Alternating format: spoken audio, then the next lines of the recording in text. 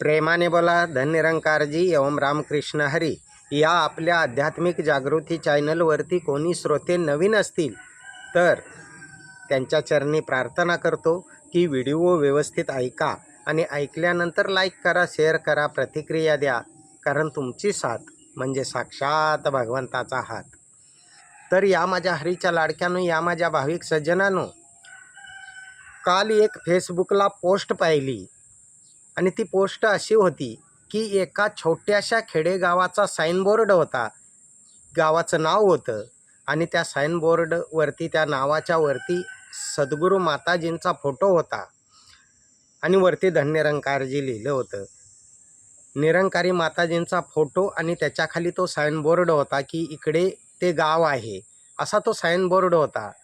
परंतु त्याच्या खाली आलेल्या कॉमेंट पाहून खरं तर मला दुःख होण्यापेक्षा शोकांतिका ही वाटली की महाराष्ट्र ही संतांची भूमी आहे आणि कोणत्याही गोष्टीचा विचार न करता, म्हणतात ना, देणं ना घेणं, कंदील लावून येणं, येड्याच्या केशाला चार चार पेनं, अशी लोक जी अर्ध्या हळकुंडानं पिवळे आहेत, त्या मिशनविषयी अतिशय अज्ञान असणारी मंडळी चित्रविचित्र खाली कॉमेंट करत होते.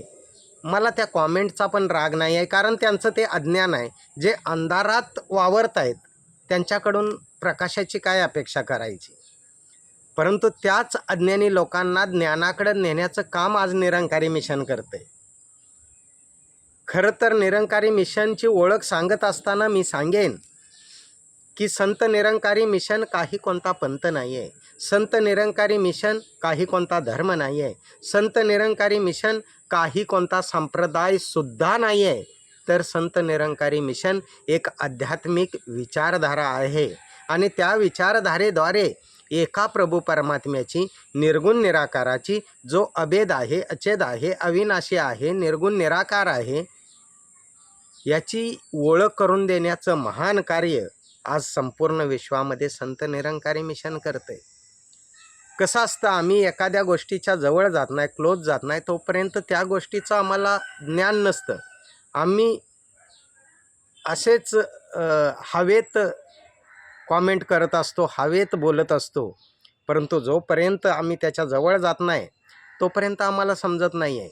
मी एक स्वतः कीर्तनकार आहे, परंतु जेव्हा ब्रह्मज्ञान घेतलं, आत्मज्ञानानं, आत्मबोधानं, आत्मदर्शनानं, आत्मानुभूतीनं साक्षात्कार झाला, तो निराकार समजला आणि निराकार समजला तेव्हा मला कळालं की विठ्ठल म्हणजे काय, तर व्ही म्हणजे विश्वात, ठ म्हणजे प्रत्येक घटाघटामध्ये ठसलेला आणि ल म्हणजे कधीही लयास न जाणारा माझे आध्यात्मिक सद्गुरू माता सुदीक्षाजी महाराज अर्थात निरंकारी माताजी आहेत. हे नोट करून ठेवा. मी स्वतः एक कीर्तनकार आहे.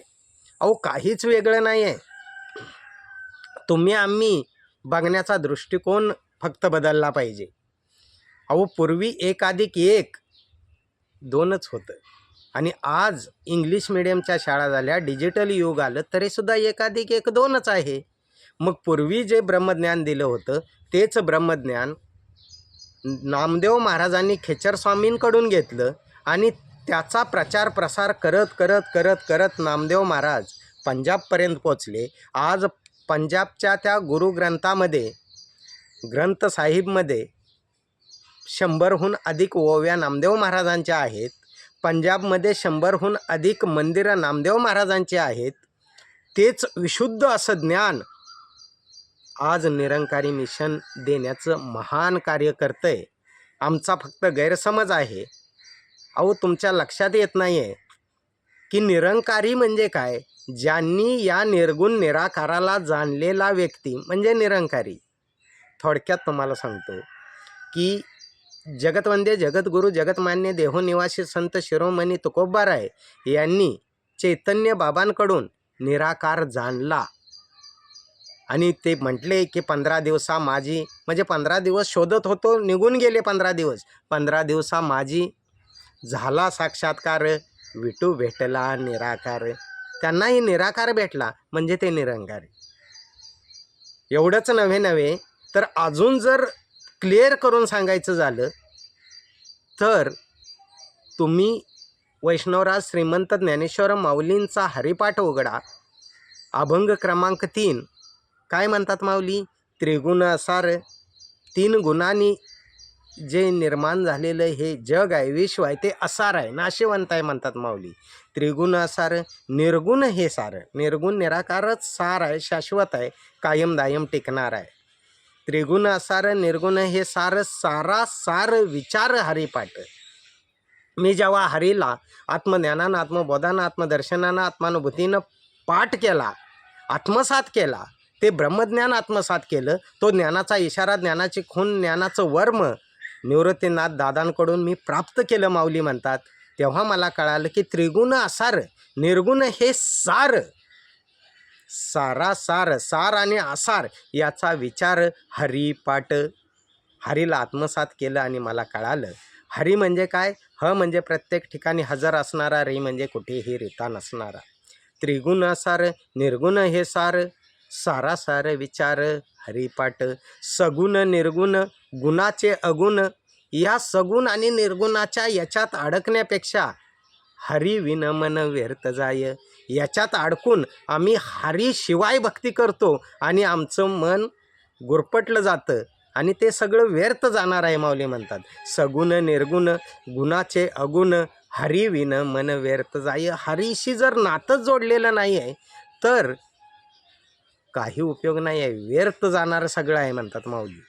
त्याच्या पुढेही माऊली सांगतात की मी निवृत्तीनाथ दादांकडून जेव्हा हरी जाणला, हरीला आत्मसात केलं, पाठ केलं, आत्मज्ञानानं, आत्मबोधानं, आत्मदर्शनानं, आत्मानुभूतीनं, आत्मसाक्षात्कारानं, तेव्हा मला कळालं की हरी असा आहे अव्यक्त निराकार, ज्याला कशातच व्यक्त करता येत नाही. नैनम छेदंती शस्त्रांनी, ज्याला शस्त्र काटू शकत नाही. नैनम दहती पावका, ज्याला अग्नी जाळू शकत नाही. न चैन क्लेद यंत्यापो, ज्याला पाणी भिजवू शकत नाही. न शोषयती मारुता, ज्याला हवा सुकू शकत नाही. माऊली पण म्हणतात ज्ञानेश्वरीमध्ये, हा अनादि नित्य सिद्धू, निरुपादी विषदू, म्हणून शस्त्रादिकी छेदू, न घडे यया, हा प्रलय योदके ना पल्लवे, अग्निदाहो न संभवे, एत महाशोषो न प्रभवे. मारुताचा अव्यक्त निराकार, ज्याच्यावरती हवेचा परिणाम होत नाही, पावसाचा परिणाम होत नाही, वादळाचा परिणाम होत नाही, असा निराकार माऊली म्हणतात जाणला, अव्यक्त निराकार. किंवा दासबोध उघडला तर त्यामध्ये पण लिहिलंय की जे शस्त्रे तोडिता तुटे ना, जे पावके जाळीता जळे ना, कालविता कालवे ना अपे करुनी, जे वायूचेनी उडे ना, जे पडे ना ना झडे ना, जे घडे ना ना दडे ना परब्रह्म. असं परब्रह्म म्हणजेच निर्गुण निराकार ईश्वर, याच्यावरती कोणताच परिणाम होत नाही आहे. असं परब्रह्म, असं परमतत्व ज्ञानेश्वर माऊलींनी खरं तर आपले दादा निवृत्तीनाथ रायांकडून जाणलं आणि मग त्यांनी सांगितलं अव्यक्त निराकार, नाही ज्या आकार, जेतून चराचर हरीशी भजे. जेतून चराचराची निर्मिती झाली त्या विश्वविधात्याला म्हणजे निराकाराला जाणून हरीशी भजे, त्या हरीला भजा की जो ह म्हणजे प्रत्येक ठिकाणी हजर असणारा म्हणजेच निराकार, री म्हणजे कुठेही रिता नसणारा म्हणजेच निराकार. आणि तो जाणला म्हणजेच ज्ञानेश्वर माऊलीसुद्धा निरंकारी आहेत. ज्यांनी निराकाराला जाणलं आत्तापर्यंत संतांनी सद्गुरूकडून, ते सगळेच निरंकारी आहेत. आम्हाला कळतच नाही आहे. अहो तुम्हीही आमचे, आम्हीही तुमचे, तुमचं आमचं नातं जुनं तुम्ही गेला होता विसरून, त्याची करून द्या वया आठवण. आज संपूर्ण विश्वामध्ये निरंकारी मिशनचं समर्पण. पुढं माऊली म्हणतात की त्रिगुण असार, निर्गुण ही सार, सारासार विचार हरिपाठ. सगुण निर्गुण, गुणाचे अगुण, हरिविन मन व्यर्थ जाय, अव्यक्त निराकार नाही जाकार, जेतून चराचर हरीशी भजे. ज्ञानदेव ध्यानी, आता बघा हे महत्त्वाचं आहे, इथे नोट करा. ज्ञानदेव ध्यानी म्हणजे ज्ञानेश्वर माऊली म्हणतायत की तुम्ही तुमच्या ध्यानामध्ये, ज्ञानदेव ध्यानी रामकृष्ण मनी, ध्यानामध्ये आणि मनामध्ये रामकृष्ण. रामकृष्ण म्हणजे काय तर तो आम्ही फक्त मंत्र आहे तिथपर्यंत म्हणतो, पण माऊलींना काय म्हणायचं आहे, तुमच्या ध्यानामध्ये मनामध्ये रामाचे आचार आणि कृष्णाचे विचार असू द्या बाबांनो, असं माऊलींना म्हणायचं आहे. तुमच्या मनामध्ये ते ठसून राहू द्या. ज्ञानदेव ध्यानी रामकृष्ण मनी. आणि अशी गोष्ट जर तुमच्याकडून जीवनात घडली तर माऊली म्हणतात अनंत जन्मोनी पुण्य होय. अनंत जन्माचं पुण्य म्हणजे काय? तर 83,99,999 योनी, पुनरपि जननम पुनरपि मरणम पुनरपि जननी जठरे शयनम, एक एक योनी कोट कोट फेरा. म्हणजे एक मुंगी त्याच्या कोट फेरा, एक कुत्रा त्याचे कोट फेरा, एक गाय त्याचे कोट फेरा, एक म्हैस त्याचे कोट फेरा, एक पक्षी त्याच्या कोट फेरा, असं एक एक योनी कोट कोट फेरा, मग लागे वारा मानवाचा. आणि म्हणून अनंत जन्मोनी पुण्य होय. अनंत जन्माच्या त्या जन्म मरणाच्या फेऱ्यातून सुद्धा तुम्ही सुटाल आणि तुमचं जन्माचं सार्थक होईल जर तुमच्या आचरणात म्हणजे आचार रामाचे आणि विचार श्रीकृष्णाचे तुमच्या मनात ठसवले तर. म्हणून माऊली म्हणतात ज्ञानदेव ध्यानी रामकृष्ण मनी अनंत जन्मोनी पुण्य होय. परंतु आम्ही फक्त तो सद्गुरू माताजींचा साईनबोर्ड पाहिला आणि खाली कॉमेंट करायला सुरुवात केली. काहीही कॉमेंट आम्ही करतो. अहो आम्ही एखाद्या गोष्टीच्या जवळ गेलो नाही, आम्ही त्याचं ज्ञान घेतलं नाही, आम्हाला ते माहीतच नाही आहे काय आहे. म्हणून तुकोबाराय म्हटले ना, संत समागमे धरावी आवडी करावी तातडी परमार्थाची. अहो तुमचं हे आंधळं जगणं आहे ना, म्हणून तुकोबाराय यांना म्हणावं लागलं की तुका म्हणे कैसे आंधळे हे जन आणि गेले विसरूनी खऱ्या देवा. काय असतं की संत निरंकारी मिशन एक आध्यात्मिक विचारधारा आहे. परंतु जगामध्ये असं आहे की चांगल्या रस्त्याला गतिरोधक आणि चांगल्या विचारांना विरोधक हे असतातच. परंतु कुणी निंदा कुणी वंदा हरिनामाचा आमचा धंदा. तुम्ही काहीही म्हटला तरी आम्हाला माहीत आहे ना, सद्गुरू माताजी जगाला अंधारातून प्रकाशाकडे नेण्याचं काम करतायत, अज्ञानातून ज्ञानाकडे नेण्याचं काम करतायत. आज जगामध्ये एकच मिशन असं आहे की जिथे हायकोर्टाचा वकीलसुद्धा ती सेवादलची वर्दी घालून संडास बाथरूममध्ये पाणी मारत बसतो. असं जगातलं कोणतंही मंडळ किंवा कुठलीही संस्था दाखवा जिथे हायकोर्टाचा वकील येऊन संडासमध्ये पाणी मारत बसतो सेवादलची वर्दी घालून. सजदे भी कर दो शिकवे भी कर दो ये भक्ति का दस्तूर नहीं, भक्ति नाम है समर्पण का भक्ति में शर्ते मंजूर नहीं. अहो आज निरंकारी मिशन विशुद्ध तत्वज्ञान जे सांगतंय ना, तेवढं तत्वज्ञान जगामध्ये कोणतीच संस्था सांगत नाही आहे. सगळं जग म्हणताना दिसतं की देव असा आहे, देव तसा आहे, देव निराकार आहे. सगळे सांगतात देव असा आहे तसा आहे, पण नेमका कसा आहे हे तत्वरूपानं सांगणारं निरंकारी मिशन आहे. निरंकारी मिशनचा नेहमी दावा असतो, एक तर बाप दाखवा नाहीतर श्राद्ध घाला. या माझ्या हरीच्या लाडक्यानो, निरंकारी मिशन नेहमी सांगत असतं की वारकरी संप्रदाय आणि निरंकारी मिशन काही वेगळं नाही आहे. नामदेव महाराजांची वाहत गेलेली ती पंजाबमध्ये गंगा, तीच गंगा तेच ब्रह्मज्ञान विशुद्ध असं तत्वज्ञान वाटण्याचं काम निरंकारी मिशन फक्त करतंय. आणि दुसरी गोष्ट, आजपर्यंत निरंकारी मिशननं कधीही वारकरी संप्रदायाचा तिरस्कार केलेला नाही आहे. वारकरी म्हणायचं कुणाला? फक्त सफेद कपडी गाठली आणि टिका लावला की वारकरी नसतो. ज्याने राग द्वेष मोह मत्सर अहंकार या षड्रिपून विकारांवरती वार केला आणि नम्र झाला भूतातेने कोंडिले अनंता, असं ज्याचं वागणं आहे तो खरा वारकरी आहे. ज्याने 83,99,999 योनी जन्म मरणाचा फेरा वारी वारी जन्म मरणाते वारी, हरी पडलो आता संकट निवारी, हे संकट सद्गुरूच्या कृपेनं काढलं तो वारकरी. आम्हाला याचं ज्ञानच नाही आहे. आम्ही उठछूट कॉमेंट करत राहतो फक्त. परंतु त्या कॉमेंटचा अर्थ काय आहे आम्ही त्याला जाणलं आहे का? आम्ही त्याला पाहिलं आहे का? आम्ही पाहत नाही, काय नाही, आणि डायरेक्ट कॉमेंट करत राहतो. तर या माझ्या हरीच्या लाडक्यानं, या माझ्या भाविक सज्जनानं, कॉमेंट करणारे सुद्धा वाईट नाही आहेत, कारण त्यांचं ते अज्ञान आहे, अंधकार आहे. ज्या वेळेला ते निरंकारी मिशनच्या जवळ येतील, क्लोज येतील, लोकांमध्ये वावरतील, त्यावेळेला तुम्हाला कळेल की बाबा रे, आम्ही उगाच भाव करत होतो, कॉमेंट करत होतो. परंतु ज्या वेळेला निरंकारी मिशन कळेल त्यावेळेला खरंच तुमच्या पायाखालची जमीन सरकेल की बाबा रे, इतकं विशुद्ध तत्वज्ञान आजपर्यंत आम्ही कुठं पाहिलं नाही. म्हणून निरंकारी मिशन स्वतःच सांगतं की पाणी पिना छान के गुरु करना जान के.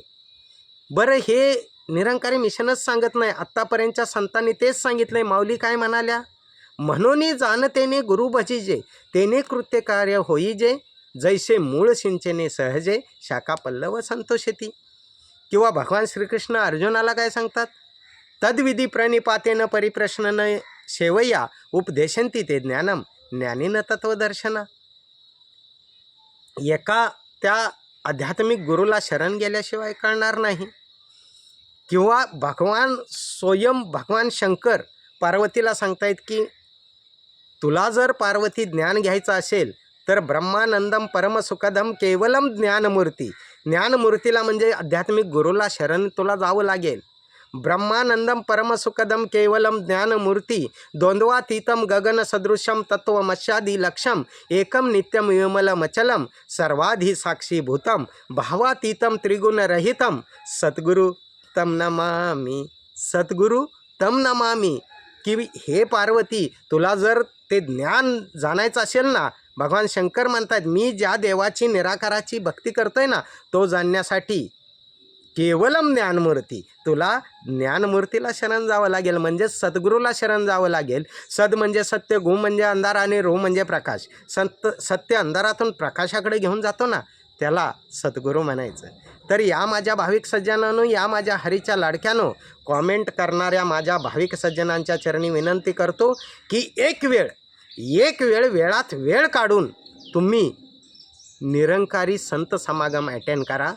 तिथली व्यवस्था पहा, तिथले आचरण पहा, तिथले विचार पहा आणि आवडल्यास तरच तुम्ही ते तत्त्वज्ञान घ्या. येता भगवद्गीता, ज्ञानेश्वरी, बायबल, कुराण सगळं घेऊन या आणि त्यामध्ये सांगितलेला परमात्मा जसा आहे तसाच जर भेटला तर घेऊन जा, अन्यथा घेऊ नका.